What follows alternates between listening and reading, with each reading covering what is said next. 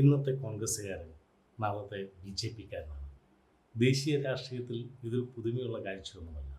ആസാമിൻ്റെ മുഖ്യമന്ത്രിയായ ഹിമന്ത് ബിശ്വ ശർമ്മ പഴയൊരു കോൺഗ്രസ്സുകാരനാണ്. കർണാടകയിലെ മുഖ്യമന്ത്രിയായിരുന്ന SM കൃഷ്ണ പിൽക്കാലത്ത് BJP ആയി. ഇന്ന് കേന്ദ്രമന്ത്രിസഭയിലെ ശ്രദ്ധേയനായ ജ്യോതിർ ആദിത്യരാജ് സിന്ധ്യ, അദ്ദേഹം മധ്യപ്രദേശിലെ കോൺഗ്രസിൻ്റെ ഉപമുഖ്യമന്ത്രിയായിരുന്നു. കോൺഗ്രസിൻ്റെ രാജീവ് ഗാന്ധി കാലഘട്ടത്തിലെ ശ്രദ്ധേയനായ നേതാവ് മാധവ് റാവു സിന്ധ്യയുടെ മകനാണ്. അപ്പോൾ ഇന്ന് കേരളത്തിൽ പൊതുവെ ചർച്ച ചെയ്യപ്പെടുന്നത് ശശി തരൂര് കോൺഗ്രസ് വിടുമോ എന്നാണ്. ശശി തരൂരിനെ നമ്മൾ ട്രഡീഷണൽ കോൺഗ്രസ് ലുക്കിലൊന്നും കേരളത്തിൽ കാണാൻ കഴിയില്ല.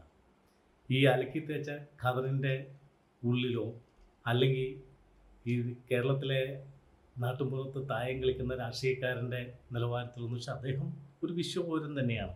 UN അണ്ടർ സെക്രട്ടറി ആയിരുന്ന, ഐക്യരാഷ്ട്രസഭയുടെ സെക്രട്ടറി ജനറൽ സ്ഥാനത്തേക്ക് മത്സരിക്കാൻ വരെ തയ്യാറായ, എന്തിനും കോൺഗ്രസിൻ്റെ പ്രസിഡന്റ് സ്ഥാനത്തേക്ക് മത്സരിക്കാൻ തയ്യാറായിട്ടുള്ള എഴുത്തുകാരനായ വാഗ്മിയായ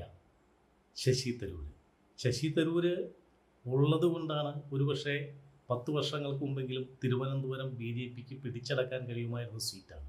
അത് തടഞ്ഞു നിർത്താൻ കഴിഞ്ഞതും ശശി തരൂർ ഉള്ളത് കൊണ്ടാണ്. അങ്ങനെയുള്ള ശശി തരൂരിനെ കോൺഗ്രസ്സുകാർ മാർജിനലൈസ് ചെയ്യുന്നുണ്ട്. ഒരു സംശയവുമില്ല. കോൺഗ്രസിൻ്റെ ആയ കാലത്താണെങ്കിൽ അവരുടെ നേതാക്കന്മാരെന്ന ഒരു കിച്ചൺ ക്യാബിനറ്റ് പോലെയാണ്, അടുക്കള രാഷ്ട്രീയം. ഡൽഹിയിലെ കോൺഗ്രസ് പ്രസിഡന്റിൻ്റെയും ഗാന്ധി കുടുംബത്തിൻ്റെയൊക്കെ അടുക്കളകളിൽ രാഷ്ട്രീയം കളിച്ച ആളുകളാണ് കോൺഗ്രസിൻ്റെ പിൽക്കാലത്ത് പ്രസിഡൻ്റൊക്കെ ആയിരുന്ന സീതാറാം കേസരി. 8 തവണ അദ്ദേഹം MP ആയി, 8 രാജ്യസഭയിലായിരുന്നു, പലപ്പോഴും മന്ത്രിയായി. RK ധവാൻ, ഫോട്ടോദാർ, നട്വർ സിംഗ്, ND തിവാരി, അങ്ങനെ കുറേയധികം നേതാക്കളുണ്ട്. അപ്പോൾ ആ നേതാക്കളുടെ ലെവലിൽ ശശി തരൂരിനെ കണക്കാക്കാൻ പറ്റും. ശശി തരൂർ അതിനൊക്കെ മുകളിലാണ്. അതുകൊണ്ട് തന്നെ രാഹുൽ ഗാന്ധിനെ ഉപദേശിക്കുന്ന, ഇപ്പം കോൺഗ്രസിനെ സംബന്ധിച്ച് അത് ക്ഷീണിച്ചു പോയി കഴിഞ്ഞപ്പോൾ ദക്ഷിണേന്ത്യൻ നേതാക്കൾക്കൊക്കെ ചെറിയ റോള് കിട്ടി. പഴയ കാലത്ത് കോൺഗ്രസ് ഇന്ദിരാ കുടുംബത്തിനടുത്തേക്ക് കടന്നു ചെല്ലാൻ പറ്റി നമ്മുടെ കരുണാകരനോ അല്ലെങ്കിൽ കരുണാകരനോ മാത്രമേ ഉണ്ടായിരുന്നു. ഇപ്പോൾ കോൺഗ്രസ് ക്ഷീണിച്ചുകൊണ്ടായിരിക്കും വലിയ റോള് ദക്ഷിണേന്ത്യൻ നേതാക്കൾക്ക് കിട്ടുന്നത്. പക്ഷേ അവിടെയൊന്നും ശശി തരൂരിന് നമുക്ക് കാണാൻ കഴിയില്ല. അപ്പോൾ ശശി തരൂർ കോൺഗ്രസ് വിടുവാണോ, കോൺഗ്രസ് ശശി തരൂരിനെ പുകച്ച് പുറത്തിയടിക്കുകയാണോ? രണ്ടിനും സാധ്യതയുണ്ട്. പക്ഷേ ഇപ്പോൾ കോൺഗ്രസ്സുകാരന് ചെറിയൊരു വിവേകം വന്നിട്ടുണ്ട്. എൻ്റെ കഴിവുകൾ കോൺഗ്രസ്സിന് വേണമെങ്കിൽ ഞാൻ വേറെ വഴി നോക്കുമെന്ന് ശശി തരൂർ പ്രഖ്യാപിച്ചു കഴിഞ്ഞപ്പോൾ ചില കോൺഗ്രസ്സുകാരൊക്കെ അനുരഞ്ജനത്തിൻ്റെ ഭാഷ എടുക്കുന്നുണ്ട്. 1 വർഷം കഴിഞ്ഞാൽ കേരളത്തിൽ നിയമസഭാ തെരഞ്ഞെടുപ്പ് വരികയാണ്. ലോകസഭാ തെരഞ്ഞെടുപ്പിൽ വിജയത്തിൻ്റെ പിന്നാലെ ഇപ്പം ഞങ്ങൾ ഭരണം പിടിച്ചു എന്ന് പറഞ്ഞ് 3 or 4 മുഖ്യമന്ത്രി സ്ഥാനാർത്ഥികൾ വന്നിട്ടുണ്ട്. അണിയറയിൽ 10 വർഷമായി പുറത്തു നിൽക്കുന്ന അസ്വസ്ഥമായ ലീഗ് അധികാരം പിടിക്കാൻ കളികളും ചടുവലികളും നടത്തുമ്പോൾ, അപ്പോൾ അതിനിടയ്ക്ക് ശശി തരൂരിനെ പോലെ ഇത്ര പ്രോമിനൻ്റായ ഒരാളെ ഒരു മുഖ്യമന്ത്രി സ്ഥാനത്തേക്ക് പോലും ഉയർത്തി കാണിക്കാൻ മാധ്യമങ്ങൾ തയ്യാറായി, കോൺഗ്രസ് തയ്യാറായില്ല. ഇതൊക്കെ ശശി തരൂരിനെ സംബന്ധിച്ച് അസ്വസ്ഥം ആക്കുന്നുണ്ടായിരിക്കാം. അപ്പോൾ ശശി തരൂർ എങ്ങോട്ട് പോകും?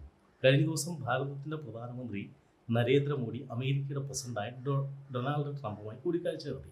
സാധാരണ ഒരു ബ്രിട്ടീഷ് പ്രധാനമന്ത്രിയാണ് അമേരിക്കൻ പ്രസിഡന്റ് അധികാരമേറ്റ് കഴിഞ്ഞാൽ ഒരുപക്ഷെ ആദ്യം അദ്ദേഹത്തിൻ്റെ സഖ്യകക്ഷികളുടെയൊക്കെ, അമേരിക്കയുടെ സഖ്യകക്ഷികളുടെയൊക്കെ പ്രധാനമന്ത്രിമാരും പ്രസിഡന്റുമാരുമാണ് ചെല്ലുന്നത്. ബെഞ്ചമിൻ നെതന്യാഹുവിന് ശേഷം ഭാരതത്തിൻ്റെ പ്രധാനമന്ത്രി ചെല്ലുന്നത്. ആ ഭാരതത്തിൻ്റെ പ്രധാനമന്ത്രിയെ ട്രംപ് പറയുന്നത് ഇദ്ദേഹം എന്നേക്കാൾ നല്ല മീഡിയേറ്ററാണ്, മധ്യസ്ഥനാണ്.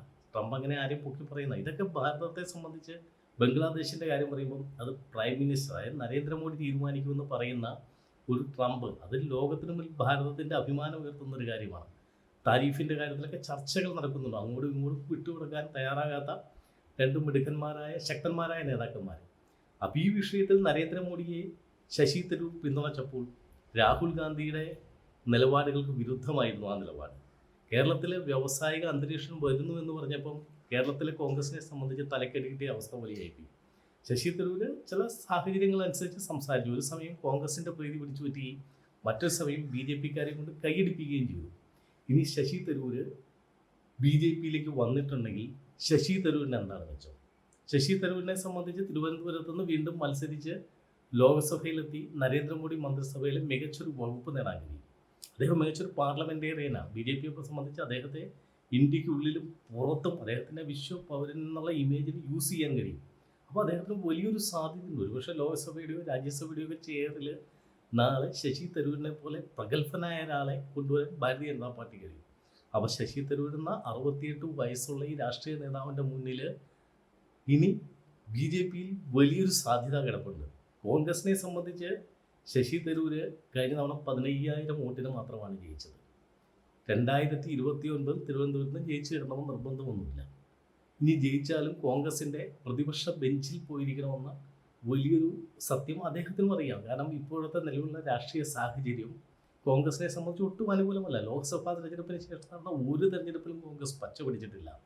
ഇനി വരാൻ പോകുന്ന ബീഹാർ തെരഞ്ഞെടുപ്പിലെ അവസ്ഥയും ഒരുപക്ഷെ ബംഗാളിൽ നമുക്ക് പറയാൻ പറ്റില്ല. അപ്പോൾ അത്രമാത്രം തകർന്ന് തരിപ്പണമായിരിക്കുന്ന കോൺഗ്രസിനെ സംബന്ധിച്ച് മുങ്ങുന്ന കപ്പലിൽ നിന്ന് ജീവനും കൊണ്ട് ആളുകൾ ചാടും. ശശി തരൂർ ചാടുമല്ല, ചാടിക്കുവാണ് എന്ന് പറയാം. അപ്പോൾ ആ Shashi Tharoor B J P ചേർന്നാൽ ബി ജെ പിക്ക് മെച്ചമുണ്ട്. ഇപ്പോൾ ബി ജെ പിയെ സംബന്ധിച്ച് കഴിഞ്ഞ ലോക്സഭാ തെരഞ്ഞെടുപ്പ് കഴിഞ്ഞപ്പോൾ തിരുവനന്തപുരം, ആറ്റിങ്ങൽ, ആലപ്പുഴ, തൃശ്ശൂർ സ്ഥലങ്ങളിൽ വലിയ മുന്നേറ്റം ഉണ്ടാക്കാൻ കഴിഞ്ഞു. ആ വലിയ മുന്നേറ്റം എന്ന് പറഞ്ഞാൽ നല്ലൊരു ത്രികോണ മത്സരം നടന്നാൽ ഇന്നത്തെ ഒരു വോട്ടിംഗ് പാറ്റേണെ കുറിച്ച് 45,000 വോട്ട് പിടിക്കുന്ന ആൾക്ക് ജയിക്കാൻ സാധ്യതയുള്ള അവസ്ഥ വരും. അപ്പോൾ 2026 കേരള നിയമസഭയിലേക്ക് തിരഞ്ഞെടുപ്പ് നടക്കുമ്പോൾ ഭാരതീയ ജനതാ പാർട്ടിയെ സംബന്ധിച്ച് ഒരു 5,000 വോട്ട് കൂടുതൽ കിട്ടിയാൽ, അല്ലെങ്കിൽ ദേശീയ ജനാധിപത്യ സഖ്യത്തെ സംബന്ധിച്ച് 5,000 വോട്ട് കൂടുതൽ കിട്ടിയാൽ അവർക്ക് നിയമസഭയിലെ ഒന്നിലേറെ MLA-മാരുണ്ടാവും. അങ്ങനെ ഒരു സാഹചര്യത്തിൽ ശശി തരൂരിനെ പോലൊരു നേതാവ് ഭാരതീയ ജനതാ പാർട്ടിയിലേക്ക് വന്നാൽ ആ പാർട്ടിക്കുണ്ടാകുന്നൊരു വൈബ് വേറെ വലുതാണ്. ആ ഒരു പോസിറ്റീവ് സൈഡും ശശി തരൂർ രാഷ്ട്രീയത്തിലേക്ക് വരുമാണ്. ഇപ്പോൾ ശശി തരൂർ ഇടതുപക്ഷത്തേക്ക് പോകും. ശശി തരൂരിനെ സംബന്ധിച്ച് ഇടതുപക്ഷത്തേക്ക് പോയിട്ട് പ്രത്യേകിച്ച് കാര്യമൊന്നുമില്ല.